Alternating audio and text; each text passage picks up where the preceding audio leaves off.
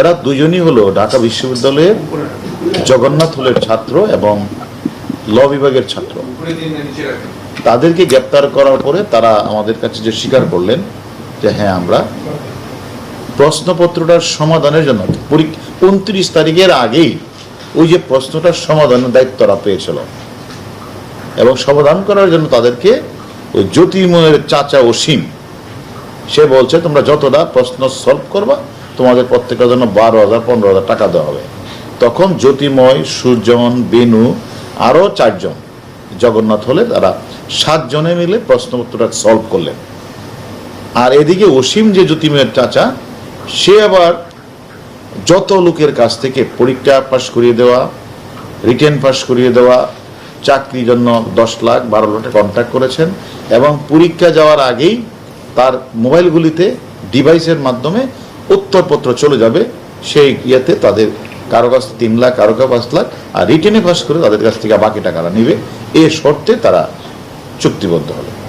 আমরা যখন জ্যোতির্ময়, বেনু সহ তাদেরকে গ্রেপ্তার করলাম তাদের জিজ্ঞাসা তোমরা কার কাছে প্রশ্নটা দিয়েছ? সে বললো যে আমি মাদারীপুরের মনীষ গাইন, পঙ্কজ গাইন, লাভলি মণ্ডলের কাছে আমরা পাঠিয়েছি। আমরা এই 3 জনকে ধরে নিয়ে আসলাম এবং 164 করানোর পরে তারা বললো হ্যাঁ, আমরা পরীক্ষা যাওয়ার আগ মুহূর্তে আমাদের কাছে আমাদের মোবাইলে উত্তরপত্রটা চলে আসে, আমরা সেটা আমাদের কাছে প্রমাণ আছে, সেটা দিয়ে আমরা ফিল আপ করে আসি, আমরা পরীক্ষা টিকেছি। কিন্তু এদিক দিয়ে যে রাজবাড়ী মাদারীপুরে মামলা রুজু হলো, গ্রেপ্তার হলো, সেটা আবার এটা কিন্তু তারা আমাদেরকে যেটা বলে যে তারা জানিয়েছে। আমরা পাওয়ার পরে আমরা যখন যে মুহূর্তে আমাদের কাছে সকল প্রমাণপত্র চলে আসছে আমরা তাদের গ্রেপ্তার করেছি, সেখানে আমরা অলরেডি তাদের চক্রের আমরা 7 জনকে আমরা ধরে ফেলেছি।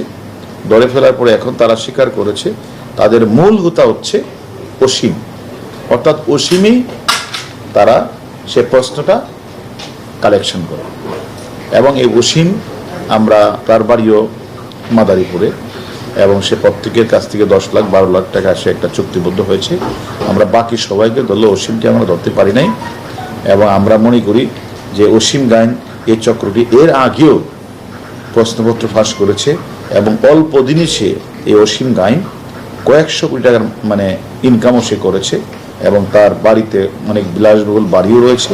এছাড়া এই অসীম গাইন আদম ব্যবসা, হন্ডি ব্যবসা, ডিস কেবল নেটওয়ার্কেরও জড়িত এবং এলাকায়ও তার একটা রাজনৈতিক প্রভাব রয়েছে এবং সে এই পরীক্ষার আগেও বিভিন্ন পরীক্ষাগুলিতে সে এইভাবে প্রশ্নগুলি কীভাবে আউট করে নিয়ে সে দিয়ে তার আত্মীয় স্বজনকে দিয়ে সেগুলি সলভ করে সে এইভাবে প্রশ্নপত্রগুলি পরীক্ষায় যাওয়ার পূর্ব মুহূর্তে ডিভাইস করে সে মোবাইলগুলিতে পাঠিয়ে দিয়ে এভাবে সে মানুষকে চাকরি পাওয়ার চেষ্টা করছে আর সে লক্ষ লক্ষ টাকা, কোটি কোটি টাকা সে হাতিয়ে নিচ্ছে। এই সংক্রান্ত আমাদের কাছে রিমান্ড আছে কয়জন? রিমান্ডে কয়জন রিমান্ডে এনেছি আমরা? আমরা যে রিমান্ডে এনেছি, রিমান্ডে এসে তারা আদালতেও এগুলি মানে স্বীকার করেছেন এবং আমি মনে করি যে আমরা এর সাথে আরও যারা যারা জড়িত, যারা প্রশ্নটা সমাধান করেছে তারাও যেমন স্বীকার করেছে আর যারা প্রশ্নটা পেয়ে পরীক্ষা হলে গিয়ে পরীক্ষা দিয়ে পাশ করেছে তারাও স্বীকার করেছে। আর এদের যে মূল হোতা অসীমকেও আমরা গ্রেপ্তারের আমরা পরিকল্পনা আমরা গ্রেপ্তার করার জন্য আমাদের টিম অভিযান পরিচালনা করছে। আমি মনে করি এই সংক্রান্তে যারা যারা প্রশ্নপত্র পেয়েছে তাদেরও ছাড় দিব না আর যারা যারা এই প্রশ্নপত্রটা মানে কোথা থেকে নিয়ে আসলেন, কার কাছ থেকে নিয়ে আসলেন সেটাও আমরা খুঁজে বের করার চেষ্টা করছি। মাদারীপুরে একটা মামলা রুজু হলেন, তাদেরকে পরীক্ষা হলে ডিভাইস সহ তাদের গ্রেপ্তার করা হলো। আরেকটি মামলা হলো রাজবাড়িতে, সেখানেও কিন্তু একজনকে গ্রেপ্তার করলো পরীক্ষা হলে ডিভাইস সহ উত্তরপত্র সহ, সে কিন্তু আদালতে 164 করলেন পরীক্ষার পরপরই। কিন্তু তারপরে যখন ওইখানে এসপি সাহেবের রিকোয়েস্টে আমাদের ডিবির সাইবার টিম তারা আবার কাজ শুরু করে, আমরা যখন গ্রেপ্তার করলাম ঢাকা বিশ্ববিদ্যালয়ের আইন বিভাগের 2 জন ছাত্রকে, তারা কিন্তু স্বীকার করলেন যে আমাদের চাচা অসীম আমাদেরকে প্রশ্নটা সমাধান করার জন্য দিয়েছে, আমরা সমাধান করেছি। আর এই সমাধানটা নিয়ে তাদের চাচা অসীম সে তার সাথে যত লোকের কন্ট্রাক্ট হয়েছে, মানে রিটার্ন পাস থেকে সব কিছু করা, টাকা চুক্তি, সে তাদেরকে সবার মোবাইলে সে ওই মুহূর্তে পরীক্ষার হলে যাওয়ার ঠিক 1 মিনিট আগে সবার মোবাইলে পৌঁছে যায়। সেটা আমাদের ডকুমেন্ট সহ আছে, কোন সময় তার মোবাইল থেকে ওই পরীক্ষার হলে ঢুকেছে এই টাইমটাও আমাদের কাছে আছে। অতএব তারা যদি বলে পরে ঢুকেছে, এটা বললে কোনো লাভ হবে না। পরীক্ষা 10টা শুরু হয়েছে, 10টায় প্রশ্নপত্রটা তার মোবাইলে ঢুকেছে। সব কিছু মিলে আমাদের কাছে প্রমাণপত্র আছে, আপনারা নিয়ে যাবেন। আমরা মনে করি আমরা কাজ করছি। আমরা এর আগেও আপনারা জানেন বাংলাদেশ ব্যাংকের 5টা সরকারি ব্যাংকের প্রশ্নপত্র পাশ হয়েছিল, আপনারা জানেন। সেই সময় কিন্তু প্রশ্নপত্র পাশ হওয়ার পরে পরীক্ষা হয়ে গিয়েছিল। আমরা তা বের করার পরে, সবাইকে অ্যারেস্ট করার পরে আমরা বাংলাদেশ ব্যাংকের গভর্নর স্যারের কাছে গিয়েছিলাম। স্যারকে বলার পরে এর আগে আপনারা জানেন আমরা বিমানের পরীক্ষা প্রশ্ন পাশ হয়ে সেখানে আমরা এক মেজরের সম্পৃক্ত মেজরের চাকরি চলে গেছে। আমরা মনে করি আমরা গতকালের আগের দিনও আপনারা লক্ষ্য করেছেন যে সেখানে যারা মানে সার্টিফিকেট, মানে মূল সার্টিফিকেট সরবরাহ করে তারা আপলোড করে দিচ্ছে অনলাইনে, তাদের চক্রকে আমরা ধরেছি।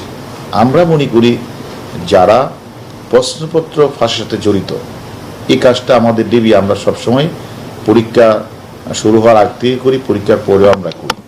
আমরা মনে করি এই সংক্রান্ত যে কয়জনকে আমরা গ্রেফতার করেছি তাদের কাছে আমরা জিজ্ঞাসাবাদ করেছি তারা কত সংখ্যক ব্যক্তির কাছে এই উত্তরগুলি পাঠিয়েছে, এবং তাদের যে মূল পরিকল্পনা অসীম সাহেব উনি কত সংখ্যক লোকের লগে উনি করেছেন, মানে মানে টাকা পয়সার লেনদেন করেছেন, এবং তাকে আমরা গ্রেফতার করে সেটা আমরা বের করব। যেহেতু 2টা মামলা রুজু হয়েছে, রাজবাড়ী জেলা এবং মাদারীপুর জেলা মামলা রুজু হয়েছে পরীক্ষা প্রশ্ন পাস সংক্রান্ত।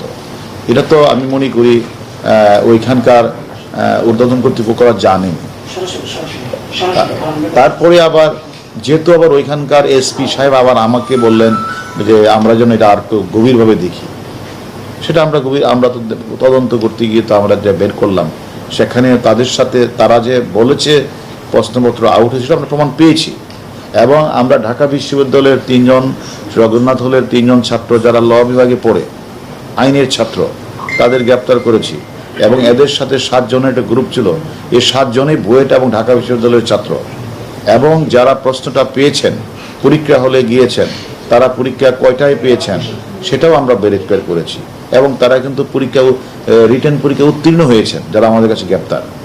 অতএব আমরা বিষয়টা ঊর্ধ্বতন কর্তৃপক্ষকে জানাবো, এবং এটা ঊর্ধ্বতন কর্তৃপক্ষ কি করবেন এটা তাদের বিষয়। আমাদের কাজটা হচ্ছে আমরা তদন্ত করছি, তদন্তের সাথে যারা টাকা লেনদেন করেছে, তাদের যেমন অপরাধ করেছে, যে সকল অভিভাবকবৃন্দ টাকা লেনদেন করেছেন তার নিজের সন্তানকে পাশ করার জন্য, পরীক্ষার চাকরি পাওয়ার জন্য, তারাও অপরাধ, তাদেরও আমরা গ্রেপ্তার করব। এখন 2টি পক্ষকে, যারা নিয়েছেন এবং যারা দিয়েছেন, আমরা উভয় পক্ষকে আইনের আওতায় নিয়ে আসবো।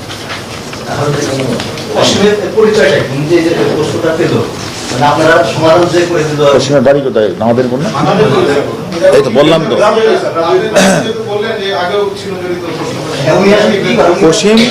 অসীম আমরা যে যাদেরকে গ্রেপ্তার করেছি তারা কেউ কেউ বলেছেন যে অসীম আগেও এ ধরনের কাজটি করেছেন। এবং অসীম গাই তিনি অল্প দিনের মধ্যে এত তাড়াতাড়ি কিভাবে অনেক টাকার মালিক হলেন, এবং তার নিজ এলাকায় বিলাসবহুল বাড়ি করেছেন। এবং এছাড়া তিনি যে আরও ব্যবসা করেন, আমাদের তথ্য এসেছে, আদম ব্যবসা, হুন্ডি ব্যবসা, ডিস কেবল ব্যবসা, নেটওয়ার্ক ব্যবসা করেছেন, এগুলো আমরা তথ্য পেয়েছি। আমরা তার সম্পর্কে আমরা তাকে গ্রেপ্তার না করে আপনাদেরকে আমরা পরবর্তীতে